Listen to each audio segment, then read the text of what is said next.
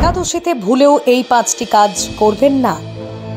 শ্রীকৃষ্ণের অভিশাপে ধ্বংস হবে জীবন, মৃত্যুর পর ঠাঁই পাবেন নরকে।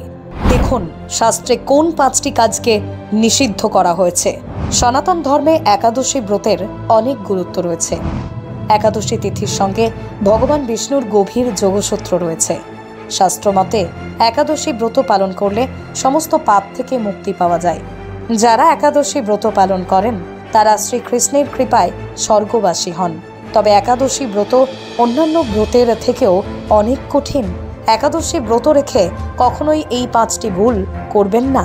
এই ভুলগুলো করলে পুণ্য অর্জন তো হবেই না, বরং পাপে জর্জরিত হবে আপনার গোটা জীবন। ভুলগুলো কি কি দেখে নিন। 1. চালের তৈরি খাবার। শাস্ত্রমতে একাদশীতে চাল খাওয়া সম্পূর্ণ নিষিদ্ধ। একাদশীতে যারা চালের তৈরি খাবার খান তাদের ভাগ্যে অভিশাপ জোটে।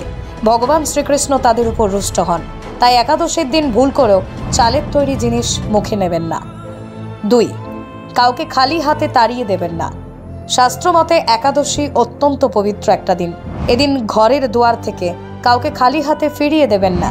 একাদশীর দিন কোনো গরিব ভিখারি যদি আপনার কাছ থেকে ভিক্ষে চায় তাহলে চেষ্টা করুন তাকে যথাসাধ্য দান করার। 3. নারী জাতিকে অবমাননা করবেন না। একাদশীর দিন কোনো নারীকে অবমাননা করবেন না। শাস্ত্রমতে একাদশীর দিন কোনো নারী জাতিকে অপমান করলে আজীবন কষ্ট হতে হয়। 4. আমিষ ছোঁবেন না।